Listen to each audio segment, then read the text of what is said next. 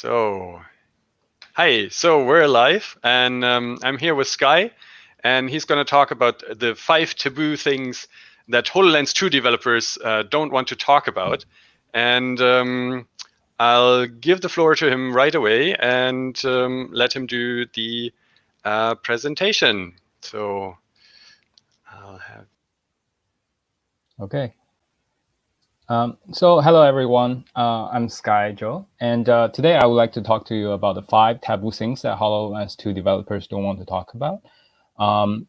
Here is a quick agenda. So 5 things that really we will touch on: visual quality, hand tracking, eye tracking, the development issues, and also the App Store. And so I'll just give you guys also a quick overview of HoloLens as well, in case some of the audience are not so familiar with what the HoloLens is. And a little bit of introduction background about myself. So I founded Matrix Inception in 2016, and that was exactly when HoloLens was launched from Microsoft. And so I saw the vision back in 2015 when they first announced it, that there is this great device that's going to come out with the ability to do spatial computing in a way that's never done before. Essentially, you have virtual objects that's laid on top of real objects and locked in place in sync. So that was very, very exciting for me, and I saw a lot of potential. So basically what I did around that time is that I started doing all kinds of development on HoloLens. I published multiple videos on YouTube to share the concept. Some of them you might have seen before, such as a video with Pokemon, and also did some videos related to the portal. And one of the things that I did publish is something called HoloLens Room Scanner. Essentially, HoloLens has this great ability to map your environment. And so I created this color texture room scanner to allow you to scan your own room or some kind of physical environment and then upload it online. So in this photo here that I'm showing, I was basically online visiting someone else's office. Actually, it was called Holo Herald. They were specializing in covering HoloLens related topics at the time. And so I managed to virtually visit their office using the HoloLens Room Scanner. And lately, I have been focusing on building a trade show platform for the virtual space. So a virtual trade show platform called MR Expo. And it's a cross-platform experience that works on HoloLens, Windows Mixed Reality, Oculus Quest, PC, and mobile phones. So if you guys have any questions, feel free to ask me after this session. So let me get it right into it. So just a quick overview, what is HoloLens and what can it do? So here are the 2 images. This is the top one is the original HoloLens 1. That's the device that got me into the development of HoloLens. The second image shows you the HoloLens 2. Just from the image alone, you probably couldn't tell much of a difference. However, the main thing that I'll say that HoloLens 2 does really well compared to HoloLens 1 is its comfort. And it's quite easily seen in this image, as in that on HoloLens 2, it's very well balanced. Microsoft spent a lot of time making sure that this device, this second generation device, is more comfortable to wear. Versus HoloLens 1, it's front heavy, and quite often you will notice that it's dragging down on your nose quite a bit, and it's difficult to bear after wearing it for more than 20-30 minutes. Whereas HoloLens 2, you don't have as of a similar issue with the comfort level. So that is what is really good about HoloLens 2. The second thing, HoloLens 2 has a better field of view. Okay, and so that is also good. But I will get into some of the things that this session is mainly talking about, which is the 5 taboo things that is about HoloLens 2. And last, I will I'll suggest some solutions in terms of how to deal with it. This came from mostly my own development experience, but also learnings from online. And I will get into, I'll just give another sort of overview of what HoloLens can actually do for the users who don't know yet. So HoloLens is a spatial computing device, and you basically wear it like a goggle, and you can walk around with it, and it's a standalone device that allows you to do all sorts of things. Think of it as your, it's kind of like your smartphone, but in glass form factor. And the additional capabilities, however, that it has over your smartphone are sort of embodied in these input systems. Mainly is the first three things that your phones currently don't do quite well. Number one, spatial mapping. So HoloLens comes with its onboard depth sensors to capture your environment with infrared. And you don't really see those light, but it's basically mapping your entire environment in real time. And as a user, you can walk around freely and also place virtual objects and anchor them in the world without seeing them move. And that anchor is super important to convince you that the objects are actually there in your world instead of floating around. The second thing is hand tracking. Basically, while as you moving your hands in front of you like this, you would be the HoloLens would be able to recognize your hand, and as you do certain actions, it will recognize it as an input. On HoloLens 1, the main input was basically called an air tap. It's very similar to a mouse click, but in 3D space. HoloLens 2, they dramatically improved that. So that now you can use your hands in all kinds of gestures and motions to allow you to interact with the virtual objects, and that is very helpful. The third thing is eye tracking. That's only available for HoloLens 2, in that it uses cameras to track where your eyes are looking, and that helps the developers or designers to design something around user intent and allow you to allow the developer to guess where you're looking and then provide a sort of magical experience. And then the other two inputs are pretty standard. You will say they're already available on the smartphone. However, with HoloLens, it also has some added benefits, such as microphone. The microphone allows you to do voice recognition and voice commands, and also voice chat without lifting your hand or doing anything. So that is actually coming more natural than usual. And in terms of the output, because you are also getting spatial audio, so you really feel immersed in the environment. And the RGB camera, even though it's just an RGB camera, and nowadays you've probably seen other, you probably have seen other kind of AR experience where you take a photo or you take a video, and then there are virtual objects in the scene. But remember, you're looking through that phone, right? You're looking through that box.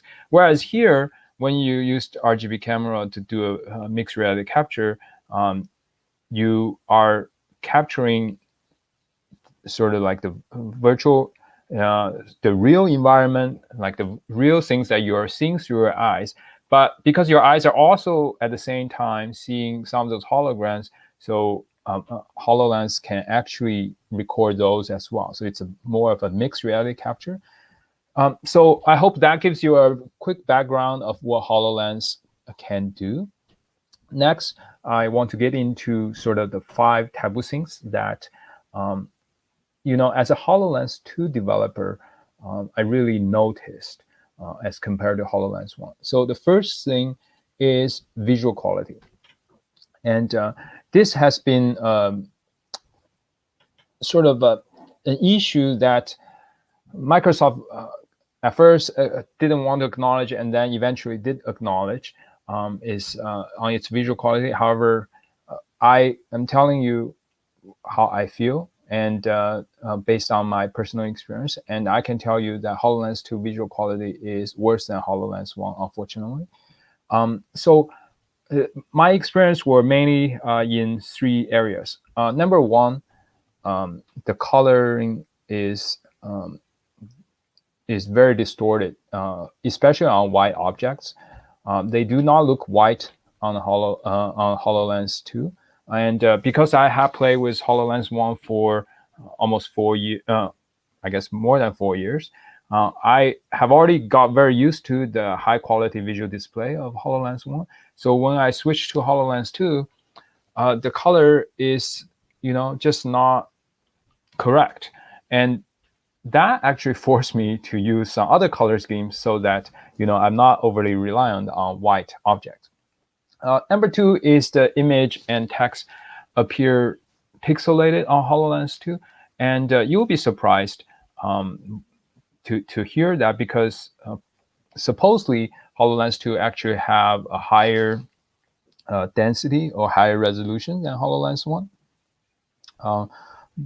However, remember that Microsoft actually used an entirely different technology of display for HoloLens 2 versus HoloLens 1.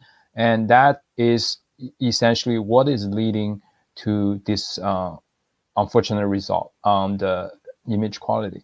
So for comparison's sake, in my personal experience, on HoloLens 1, I never experienced any screen door effect. And the screen door effect is basically when you look through it, you see images pixelated as if you're looking through a mosquito screen net on your window.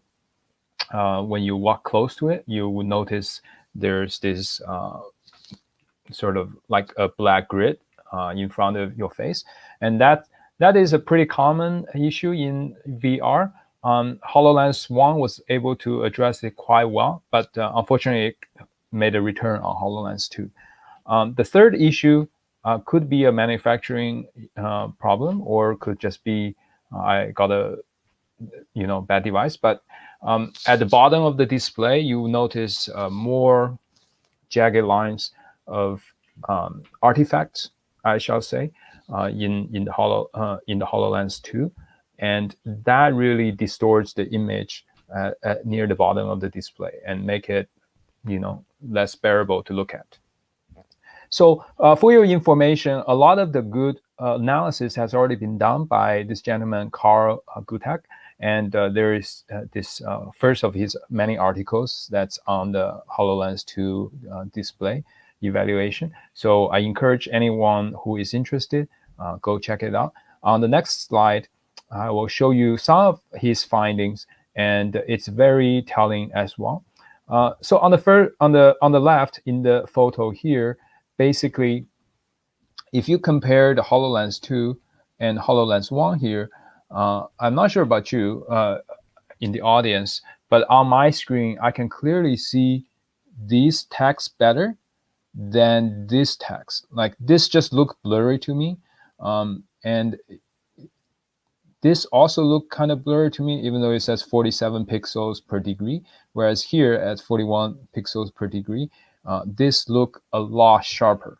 And that is exactly the experience I had when wearing the device myself. So thanks to Carl for taking these wonderful images. And this is his great explanation of what's actually happening behind the scenes, right? So he laid out a grid, and he shows what HoloLens 2 is actually doing. Essentially, HoloLens 2, it's using a different technology, but underneath it all, it's a laser scanner that's scanning, okay? And it's using laser scanning to generate an image in the back of your eyes. In the back of your retina. And the challenge is, of course, the way that it's scanning. It's using an oscillator, and that oscillator is oscillating a mirror many times, I think thousands of times per second, to generate the images. But what it actually does is that that scanning lines are not moving in a perfectly straight line or a perfectly horizontal line. It's more of how should I say, a curved line. As you can imagine, if something is oscillating, it's actually probably rotating around something. So the lines are actually sort of curved, and you can see here, and you can see a little bit of that here. And then basically what the image that you see a lot of time is, instead of this, like this area, instead of being perfectly straight lines, vertical straight lines, they are kind of jagged like that, just because the scanning is happening left to right, and if if the scanning isn't happening fast enough, then you will notice these jagged lines. And I think you can even see in this image clearly that the lower bottom corners of the image are just not as good in terms of visual quality compared to the center part. Here, this is the center, and here is the lower part. Okay, so again, you can find more information on this analysis on the Carl Guttard's website, and so I encourage you guys to check it out. Now, my next observation is on the effective field of view of HoloLens 2. So even though HoloLens 2 boasts a bigger field of view, I'll move this out. So the HoloLens 2 boasts a bigger field of view than HoloLens 1, and it's in each it's almost twice the area if you count the area size. However, because of the visual quality defects, that to me the actual effective area is more like this. And you can see I actually shaded the bottom part, because I often try to just use the top part of my my field of view to see things, because the bottom part, like I said before, has sometimes I notice jagged lines and the color distortion is stronger, so it's not a comfortable experience. So really, if you think about it, it's more like over here, like so it is still bigger than HoloLens 1, I would say. However, it's certainly not as big as, the effective area is certainly not as big as it was claimed to be, because of the visual defects. And okay, so that's that's really unfortunate, but at the same time, I understand that to make an improvement, they had to try some new technology, and so kudos to them to be willing to have the courage to take that step. Next, I will just show you some images in terms of what's real or fake. So a lot of you might have seen wonderful images about HoloLens 2 applications online, and some of the images, they are really not real. Okay, and I'll tell you why and how you could have spot them. So for example, in this case, this doctor on the right here, the way I can tell is that this hologram is way too close to his eyes. Like even where his hands are sort of pinching, like that's almost as close as you want to get a hologram to your eyes. Anything closer, it's uncomfortable to look at, mainly because a majority part of this would have been cut off. Like you would be only seeing half of this skull when it's that close to your eyes, not the entire image. And here, it is possible. However, obviously, these other people would have no idea what you're looking at without wearing a HoloLens. So, next image. These two are actually, well, let me talk about the left one. This one is actually believable, and this is actually how I have often seen in play. This is, I believe, their guides application from Microsoft. So yes, this is possible. You can basically use it to give you some instructions. The only challenge is, the only challenge I say in this case is how readable the texts are, given how small this panel is. Usually in my experience, I would make the panel a lot bigger and the text a lot bigger for reading on HoloLens 2. This is a fun image actually taken mixed reality. I took on HoloLens 1 back in 2017 when I was happily making videos with different animated characters, and these characters came from Dota 2. So as you can see, I was pretty happy there, and yeah, I was able to position them spatially in space for me to make a video. It was a Dota 2 video contest, I believe. So next, I want to talk about some of the potential solutions. So I would say number one is with HoloLens 2, I know it's a really expensive device and it's boasting a better sort of field of view than HoloLens 1.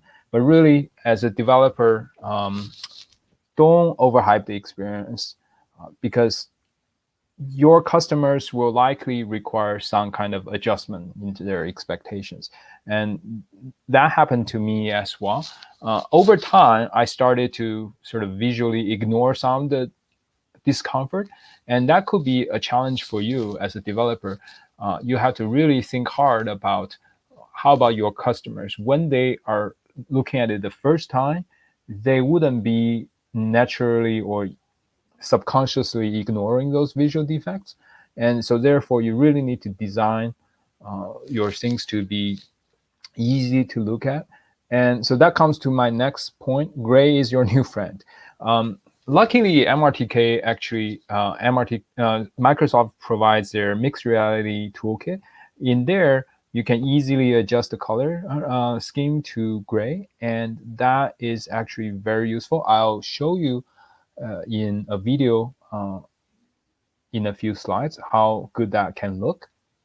And animation and transition effects can help a lot. So in the standard apps, I'm not showing you here, but in the standard, some of the standard apps that Microsoft provides, they often use some kind of magical triangle disappearing effects between scenes or sessions.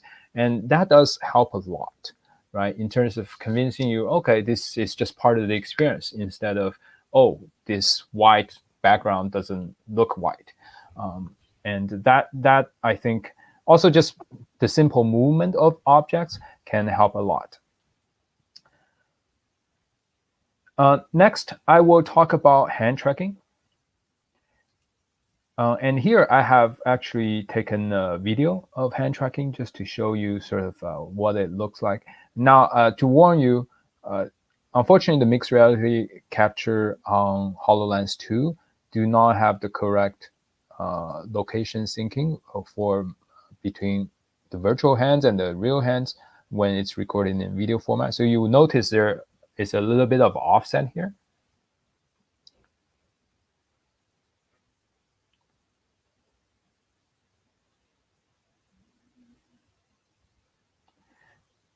So I'm not sure if you guys can hear what I'm playing on the video, but basically here I'm just moving around the different frames of this photo frame, and I'm just trying to show you how fast it's moving. Now, there was a little bit of glitch there.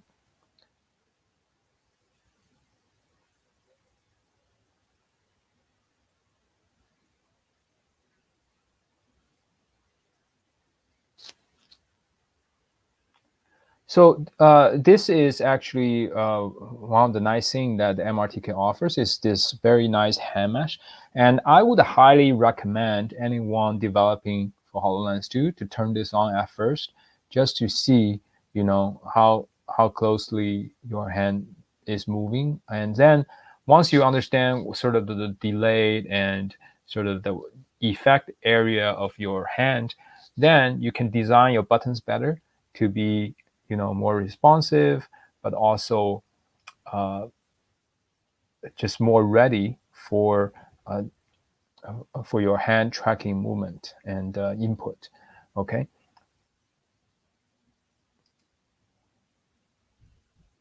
Now I want to talk about, you know, like what is good about hand tracking. So with hand tracking, it makes AR awesome. You don't have to hold anything. Actually, that's been true since HoloLens 1, because with HoloLens 1, you really don't need another sort of controller to use. Unfortunately, it was pretty much limited to AirTap, which is a mouse click. Now, with your hand tracking, you can do a lot of things. And over the past few months, as I started developing more apps on HoloLens 2, I really enjoyed, just being able to press a button with my index finger, and also being able to move around a sort of input panel just by dragging it with my two hands. That has made it really good experience. Now, some caveats though. The speed and accuracy, they're just not fast enough for very delicate tasks right now. In terms of the accuracy level, I would say any objects that's if they're smaller than the size of your finger, then please don't bother. Yeah, because those are very difficult to manipulate well with the current hand tracking accuracy. However, yeah, if it's something that's bigger than the size of your palm, it's doable. You could manipulate it and move it around quite okay. Now, the next point is that far interactions are very much necessary. So even though in the video I showed you that I was able to, use my hand to touch things, in your actual design, you will notice that a lot of the time, or maybe more than 50% of the time, that you still require your far interaction. So that is essentially using your hand, holding out your hand, and trying to press something, very similar to HoloLens 1 using air tap. Okay. Now, one thing to know about that is because of the way the focus pointers are working with your hand tracking, make sure that when you design something for far interaction, make sure you use bigger buttons first of all, so that the focus can actually land on that button. But on top of that, it actually could help a lot when you put some kind of back panel collider behind your buttons, or close to your buttons, closely behind your buttons. And the reason why is that HoloLens is constantly trying to recognize where your hand is moving and your hand is pointing. And the hand ray can be sometimes switching between multiple objects with multiple depths. And so if you have the buttons very small and without much of the background, sometimes HoloLens makes it very difficult to actually raise your finger's hand ray to focus on that specific one button. But if you had a bigger background, then it makes it a lot easier, because then you can see slowly, oh, the cursor is coming, and then it's on that button. Okay, so and that is sort of one way almost of affordance. The other way of affordance is, of course, the near interaction affordance. And so I'll demonstrate in this next video here. This is a 3D keyboard that I have implemented for HoloLens 1, but then I have upgraded for HoloLens 2 as well. And you'll notice some of the affordance happening here.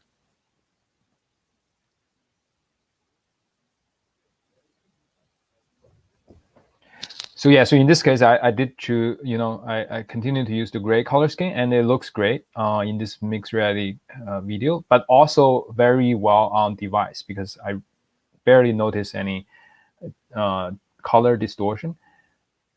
And here, as you can see, as my finger was getting closer to the key, there is that color affordance to tell me that I'm getting close. So I'm not guessing. I don't have to guess where my hand is in space, and that helps tremendously with near hand interactions. Okay, so that's just a quick video. And by the way, if you guys need a 3D keyboard like this, it's available for free now on GitHub, on my GitHub, and reach out if you can find it. Okay, next I will talk about eye tracking. So here is sort of the MRTK sample view of the eye tracking, and I'll just quickly give you an idea of what each of these do. So the first one, your eyes move around, and you can basically make some of these objects disappear. This one, I believe it's a placement sample. I had a lot of trouble with this sample just because of the accuracy of eye tracking. On the right, these are the better uses of eye tracking. Guessing your user intent on this sort of map as your eyes move around to the left or right of the map, because your eyes are dwelling on those in that direction. It guesses that you are looking in that direction. HoloLens, that is HoloLens 2, and so it automatically moves the map in that direction for you, which is fantastic. And the last one is sort of this heat map of calculating where your eyes were looking. So imagine this can be very useful for sort of tracking of how much attention you're paying to a commercial, for example. Which part of that ad is more interesting to you? So that could be very valuable for marketing folks. Next, I'm gonna I also recorded another video to demonstrate my eye tracking. Just in case you cannot hear, I will also tell you what I was trying to do.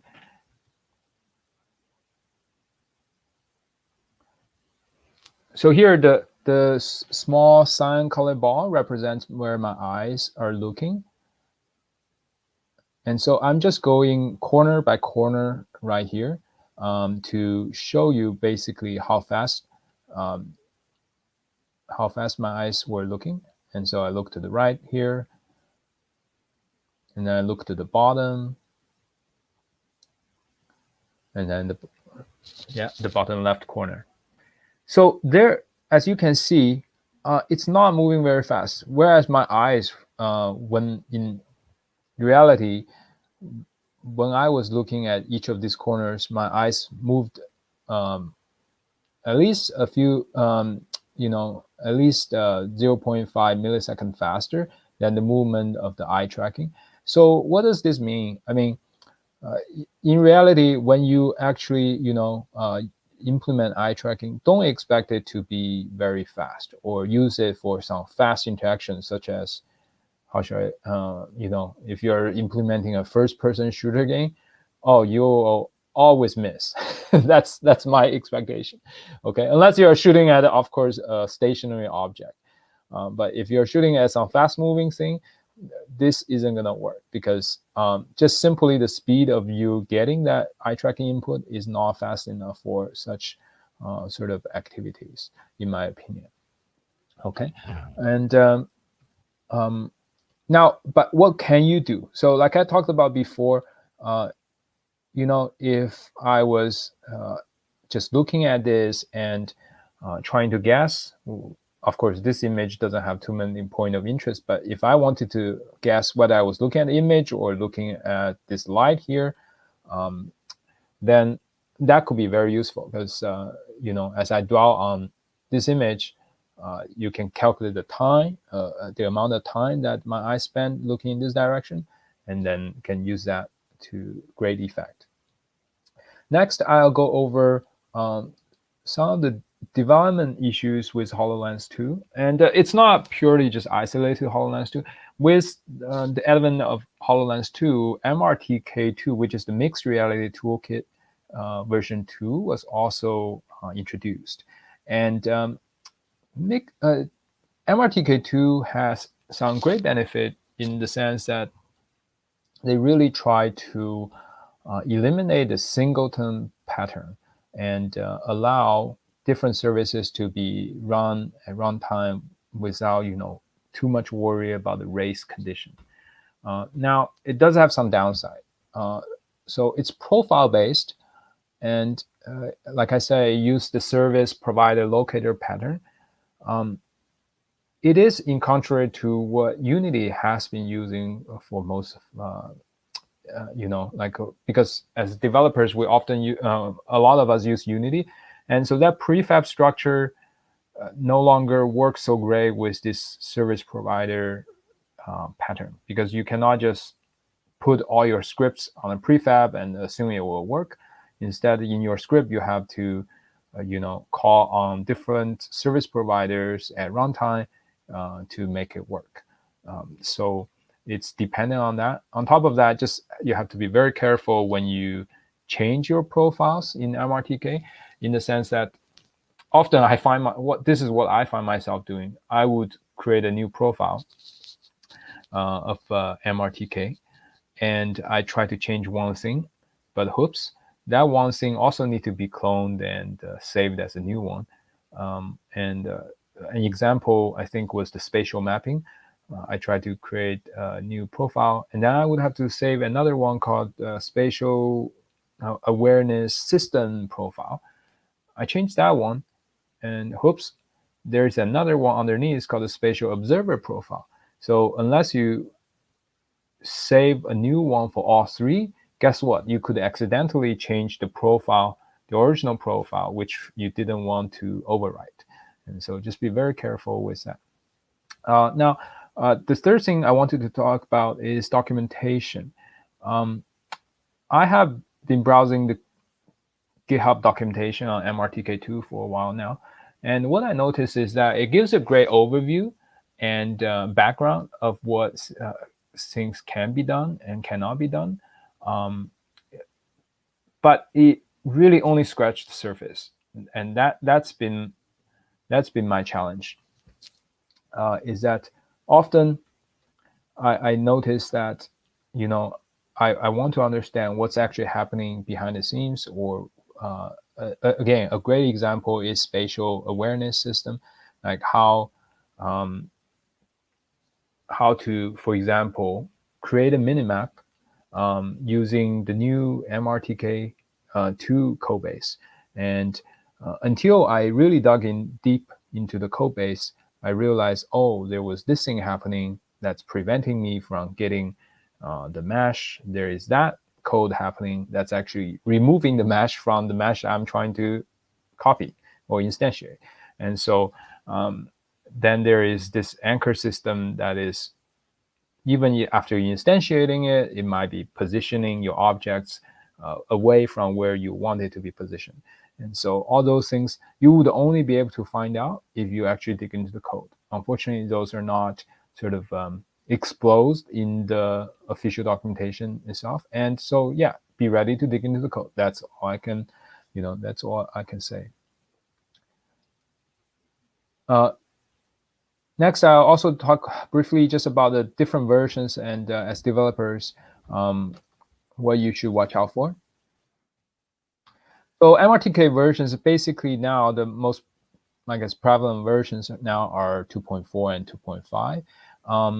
I would recommend for now, that's just me, sticking to 2.4.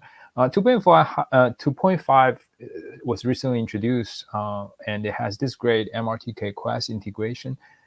However, it requires something called XR SDK from Unity. And in my experience working with XR SDK for Unity, there are just sometimes bugs that, because this SDK is so new, sometimes there are just bugs when you actually try to build and deploy the app. And so just be careful. I mean, I think for a simple app, it will work, but the more sort of plugins or complex your app becomes, the more you need to be wary of that. And on the Unity version, I would say that right now most of the people are developing with 2019.4, which is the long-term support version of Unity 2019. However, 2018 does offer some great benefit, such as the .NET backend is still available, which means that you don't have to build out your app from Unity each time. You can just modify the code and then redeploy from Visual Studio to your HoloLens, which I think is a big time saver in terms of testing. On top of that, I would say watch out for sort of the ARM versus ARM64, because like when you get some assets from asset store or from some other repo when you are developing, what happens is that, hey, maybe you have this plugin or DLL that supports ARM, but you know what? It might not support ARM64. And then after doing lots of development, you might be in a rush to find a compatible plugin.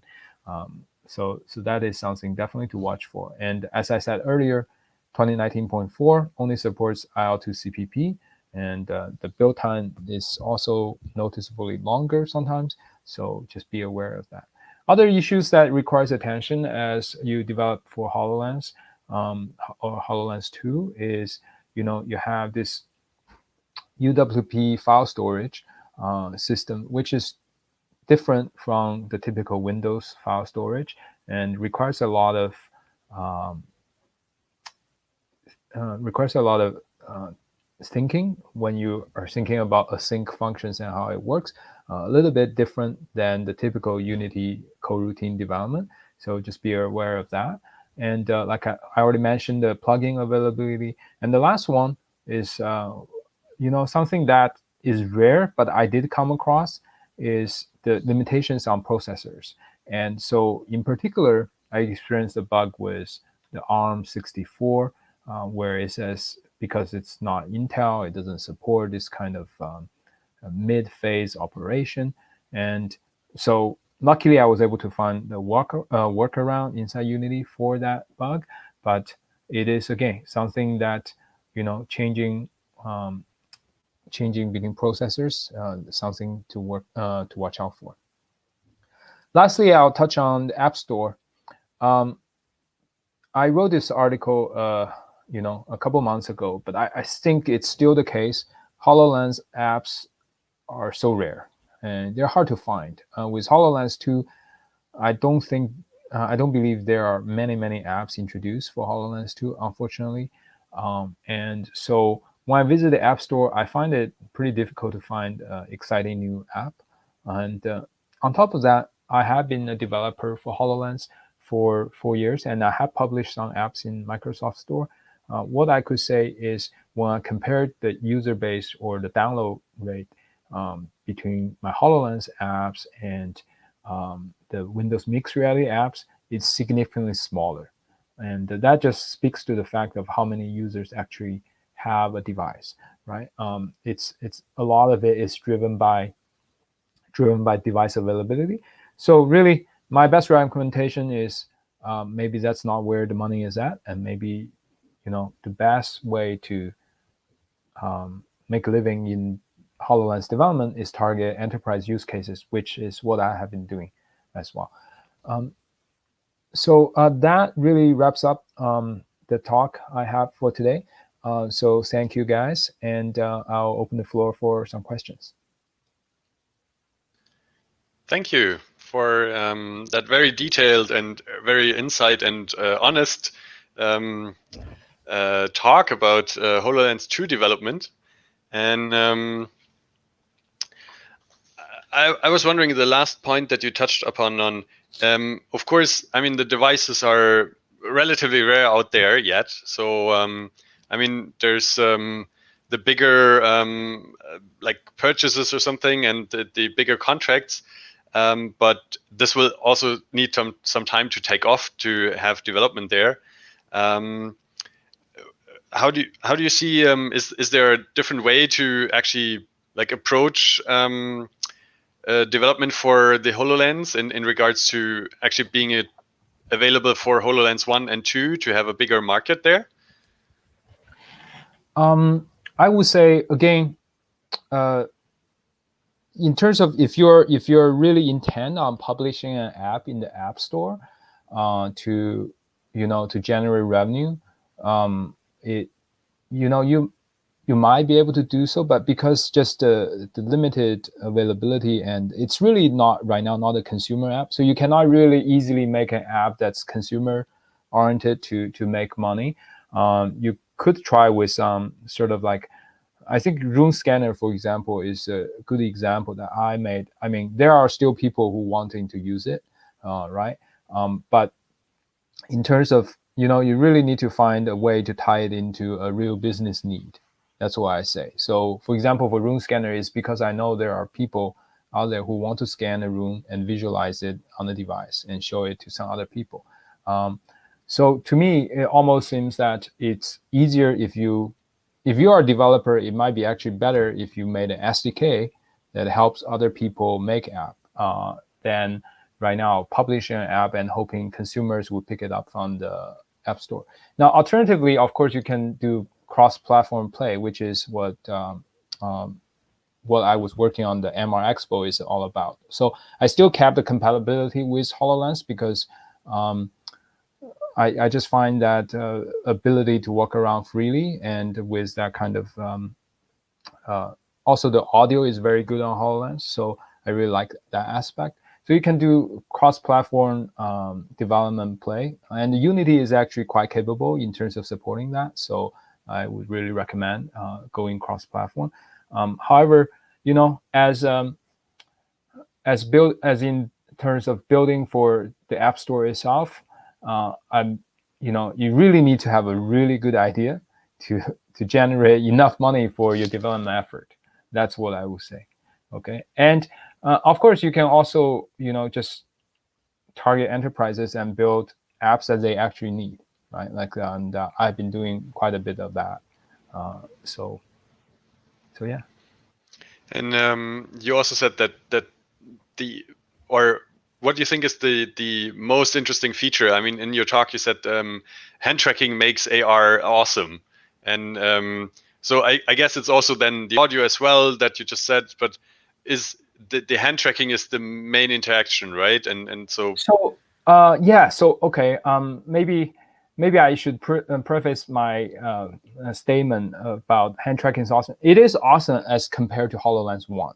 Okay, so HoloLens 1 is already a very awesome device, just to be fair, right? So what is amazing about it is that your content is world locked, so that wherever you look, those objects appear real in your scene, and you feel that they're there. The spatial audio adds an additional layer of realism to all those holograms. Once you hear the sound coming from a particular avatar or a particular object, you really feel that avatar or object or animal is alive, in that scene. So, and HoloLens 1 already achieved that. I kind of, I guess taking it for granted on HoloLens 2. What is making HoloLens 2 awesome right now is that hand tracking capability, so that you are no longer limited to just that mouse click input, and you can do a lot more things with it. And that's the number one feature. And I do find a lot of, I guess, at least from a usability perspective, it definitely improves it a lot, because a lot of the users will say, oh, this is actually really easy to use compared to before, whereas I had to learn to click this and sometimes it doesn't really respond. Now, the other awesome feature is actually eye tracking, but it depends on how you use it. Like I said, don't try to use it to make a first-person shooter. But if you use it to guess user intent and give that magic moment of, wow, okay, this is where I was looking, and he knew, I mean, the developer knew I was looking there, so it did something in response to me looking there, then that is very cool, and I think it would give your app an edge for sure. I would say those are the top two features. Spatial mapping, it used to be awesome, right? HoloLens might have been the first ever device that you can walk around freely and do all kinds of mapping and visualize right away in front of you. But now there's iPhone 12 Pro and iPad Pro that can do spatial mapping on the fly as well. So it's, in fact, I tried them both, and they can actually do a quite good job as well. So, oops. So someone just. Oh, someone is joining.